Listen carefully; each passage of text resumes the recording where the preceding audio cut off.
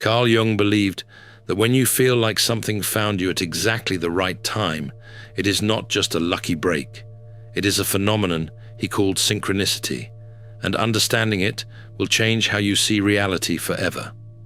Most people call these moments coincidence and move on. They shrug it off, laugh about it with a friend, and go back to business as usual. But Jung believed that was one of the most dangerous mistakes a person could make, because what most people dismiss as luck, the most self-aware and awakened minds in history treat it as a roadmap. So the question is, why do some people see the map, while most others do not even know it exists? To answer that, we need to go back to Carl Jung himself. We need to understand exactly what he meant when he used a term that confused scientists, frustrated materialists, and quietly changed the lives of everyone who truly listened. That term was synchronicity, and it starts with a definition that sounds simple but carries enormous weight. Jung did not see coincidences as random. That is the foundation of everything. He did not look at two events happening at the same time and say, "Oh, what a funny accident." He asked a completely different question. He asked, "What does this mean?" Because to Jung, meaning was the key. He defined synchronicity as an acausal connecting principle. Acausal means there is no physical cause connecting two events, no wire, no push, no domino effect. And here is what most people get wrong. Jung was not trying to overthrow science. He respected the law of cause and effect completely. What he was saying is that causality does not explain everything. There is a second category of connection in the world, one that operates not through objective force, but through subjective meaning. Two things happen at the same time. They share a theme. One is inside your mind, and one is out in the world. Science cannot explain the link, but the meaning is undeniable, and that matching to Jung was everything. Think about it this way. You spend a week feeling lost, like you are at a crossroads, like something in your life needs to change, but you cannot name what it is. You wake up one morning and randomly open a book to a page you have never read, and the words speak directly to your exact situation. No one handed you the book, no one pointed to that page. The book was just there, and so was your need, and somehow they met. That is the fingerprint of synchronicity, and Jung spent decades not just observing it, but building an entire psychological framework around it. Now, here is where it gets interesting. The rational world, the world of science and logic and peer-reviewed papers, had a clear response to all of this. Most of them called it crazy, and honestly, that response has not changed much in mainstream circles. The dominant scientific view is that the universe is what some call dead. It operates according to fixed laws. Cause produces effect. What you think inside your head has no bearing on what appears outside in the world. It does not respond to you. It simply runs its program. But here is a fact that most critics of Jung conveniently leave out. The man who worked most closely with Jung to develop the theory of synchronicity was not a mystic or a philosopher. He was Wolfgang Pauli, a Nobel Prize-winning physicist and one of the founding figures of quantum mechanics, a man Albert Einstein personally nominated for that prize. Pauli and Jung corresponded for years, co-authoring work that explored how the deepest layers of physical reality seemed to mirror what Jung was observing in the deepest layers of the human psyche. So the next time someone tells you synchronicity is wishful thinking, remember, it had a Nobel laureate in physics as one of its architects. Jung disagreed completely, not just as a feeling or a hunch, but based on what he watched happen in his clinical practice, in the lives of his patients, and in his own life. He argued that the inner world of the human psyche and the outer world of physical events are connected in a way that science had not yet found language to describe. He said that when something is alive and urgent inside you, It can and does show up in the world around you in some form. He called it meaningful coincidence. And then, one afternoon in his consulting room, the most perfect example of this idea flew directly through his window. Consider the profile of a case that became central to Jung's entire theory of synchronicity, a composite portrait drawn from his documented clinical observations, a well-educated woman, sharp mind, highly rational. She had what Jung described as a Cartesian rationalism, an almost airtight belief that reality was purely logical and measurable. This made her incredibly resistant to change. She would sit across from Jung, describe her problems, then immediately explain away every insight he offered with cold logic. Week after week, they got nowhere. Jung recognized that no amount of rational conversation was going to break through her shell. She needed something irrational, something the logical mind could not immediately explain away. One day, she was telling Jung about a dream she had the night before. In the dream, someone had given her a golden scarab.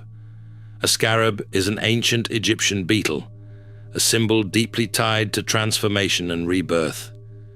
While she was describing this dream, Jung heard a noise behind him, a gentle tapping on the window. He turned around and saw a fairly large flying insect knocking against the glass from outside.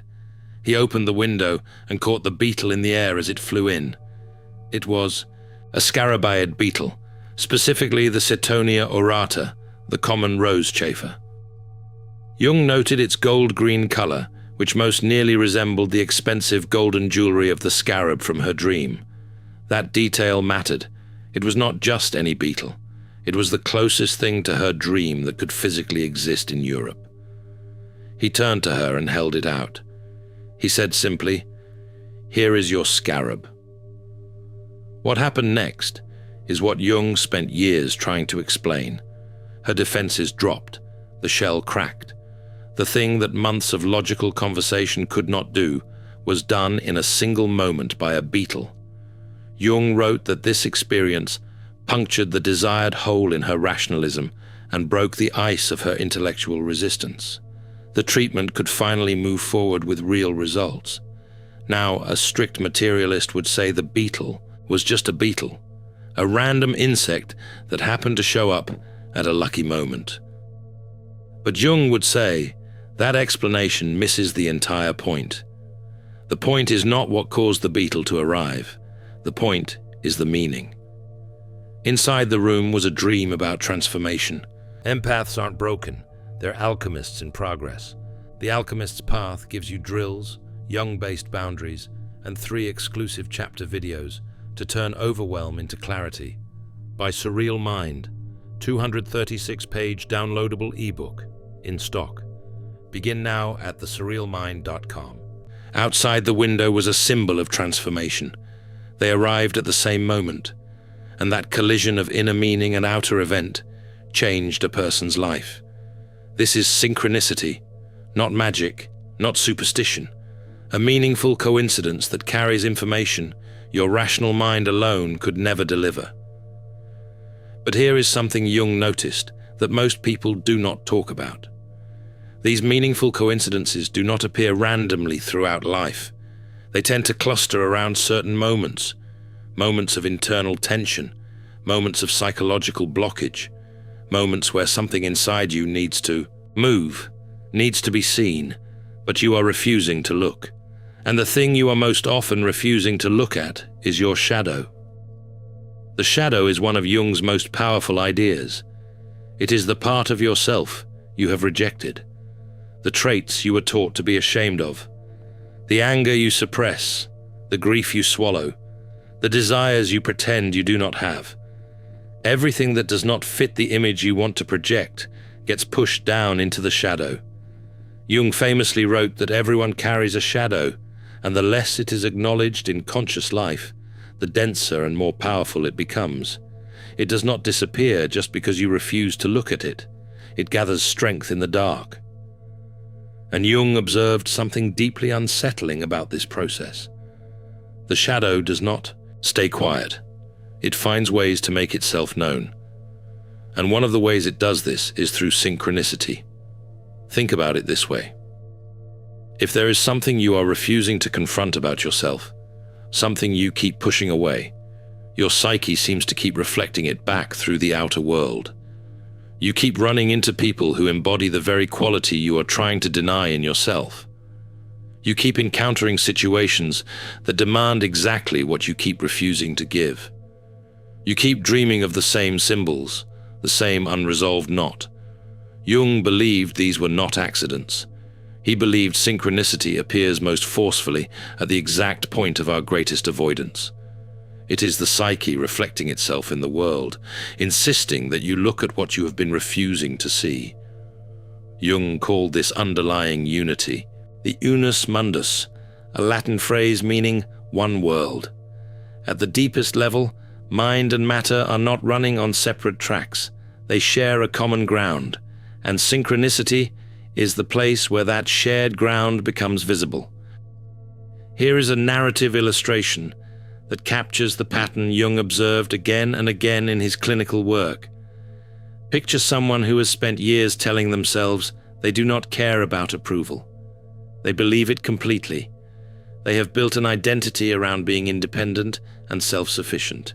But every single week, without fail, they end up in a conversation where someone criticizes them, and they cannot sleep for 3 days afterward. They keep attracting the exact type of person who triggers that wound. The situations change, the people change, but the theme never does. Jung would look at that pattern and say, "That is not bad luck. That is your shadow knocking." Something unexamined inside that person is pulling those situations into their life because it desperately needs to be seen. Synchronicity is not always gentle. Sometimes it is relentless. And this brings us to something Jung documented across his clinical work. He noticed that a distinct subset of people are highly attuned to these patterns. They notice connections others miss. They sense meaning in situations where others see only noise. They feel the symbolic weight of events that the average person scrolls past without a second thought. Jung observed that these individuals, those with what he called differentiated intuitive function, experience synchronicity more consciously. Modern research on high sensitivity and intuitive personality types suggests this group is relatively rare, perhaps a few % of the population. The specific number matters less than the pattern Jung observed consistently. Some people are simply wired to receive meaning at a depth others cannot access. Research on highly sensitive persons has confirmed that a meaningful portion of the population processes sensory and emotional information with more depth and intensity than average. But within that group, there is a smaller core that does not just feel more deeply. They perceive meaning more clearly, and that gift comes with a cost, because seeing what others do not see is isolating. People who live at this level of awareness often feel deeply alone. They struggle to explain what they are experiencing, and they are frequently told that their perceptions are wrong, that they are reading too much into things, that they are too sensitive. But here is what Jung said about that experience. The danger does not lie in perceiving too much. The danger lies in having no framework for what you are perceiving. When you see meaningful coincidences and have no language for them, you can begin to doubt yourself, wondering if something is wrong with you.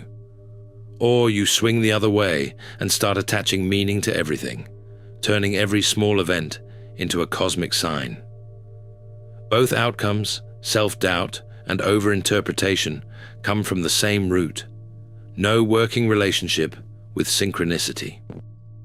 And Jung devoted his life to giving people that framework.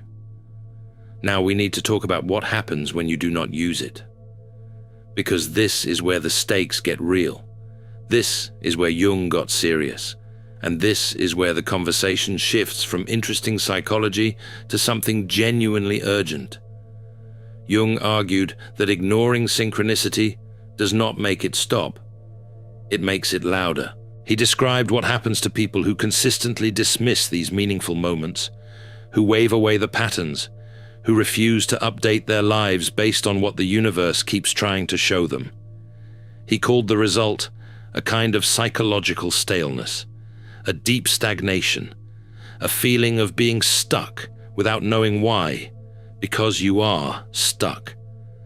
The lesson that was trying to reach you gently, through a coincidence or a dream or a stranger who said exactly the right thing, is still waiting. It has not left. And if the gentle version does not work, life tends to escalate. Jung described this as the psyche forcing the lesson through, rather than allowing it to arrive gracefully. When you ignore the first quiet signal, the psyche eventually finds a way to make itself impossible to dismiss. That relationship you kept. Putting off examining falls apart in a way you cannot avoid. The career path you told yourself was fine becomes impossible to continue. The body that was sending subtle signals starts sending ones that cannot be ignored. Jung was not describing this as punishment. He was describing it as the natural consequence of a psyche that keeps trying to move toward wholeness and keeps being blocked. At some point, the blockage breaks, and a sudden break is far more painful than a conscious shift would have been. This is why Jung said that learning to work with synchronicity is not just a philosophical exercise, it is a practical survival skill. The difference between being dragged through your transformation and walking into it with your eyes open. Think about the people in your own life who have experienced that kind of forced reckoning. The person who ignored every signal that a relationship was broken until it exploded catastrophically. The person who dismissed every nudge toward a creative calling until burnout took the choice away entirely. Looking back, the signals were always there. The psyche was reflecting them. Books on the same topic kept appearing. Conversations kept circling the same theme. Dreams kept returning to the same image. The deeper self was communicating. It was just being ignored. The moment you start listening, the escalation stops. The lesson no longer needs to fight for your attention. So let us talk about how you actually do that. Because there is a path here, and Jung outlined it beautifully through a concept he called individuation. Individuation is the process of becoming who you were truly meant to be, not who your parents told you to be, not who your culture expects, not the mask you wear to function in social situations, but the real, complete, fully integrated version of yourself. Jung believed that synchronicity is one of the primary tools the psyche uses to guide you along that journey. It shows you where to go, not through logical argument, but by placing a symbol, a person, a perfectly timed moment directly in your path. Think of it like a navigation system. You have a destination, your truest and most authentic self. When you are on track, life has a feeling of flow and meaning. When you drift off course, the system recalculates. It sends signals, meaningful coincidences, recurring dreams, unexpected encounters, books that fall open to the right page, people who walk into your life carrying the exact information you needed. Every one of these is a recalculation, a prompt from the deeper intelligence of your own psyche saying, "This way, look here, this matters." The people who learn to read these signals stop feeling like life is something that happens to them. They become active participants in an unfolding story. They learn to ask when something surprising or inexplicably emotional happens. What is this pointing toward? What am I being shown? What does this connect to inside me? The moment you stop explaining a coincidence away and start asking what it means, you have entered into a dialogue with the deepest part of yourself, and that dialogue is what individuation is made of. Jung himself was not immune to the difficult side of this process. He documented his own confrontation with the unconscious in the years following his break with Sigmund Freud. Starting around 1913, he went through what many would describe as a psychological crisis, having visions he could not explain, which he recorded obsessively in what became known as the Red Book. During that period, he came to a crucial insight. What he was experiencing was not pathology, it was evolution. His psyche was demanding expansion beyond his previous limits. The synchronicities he encountered were not symptoms of madness. They were guideposts. He sat with the visions. He drew them. He dialogued with them. In doing so, he integrated material that might otherwise have consumed him. This became the model he offered his patients, not suppression of the irrational, but conscious engagement with it. This is the reframe that changes everything. When something appears in your life that feels too perfectly timed to be random, when the outer world reflects something from your inner world in a way that defies easy explanation, you have a choice. You can call it luck and move on, or you can treat it as information, as a signal from a level of intelligence deeper than your conscious mind, a level that has been quietly tracking your growth all along and occasionally sends up a flare.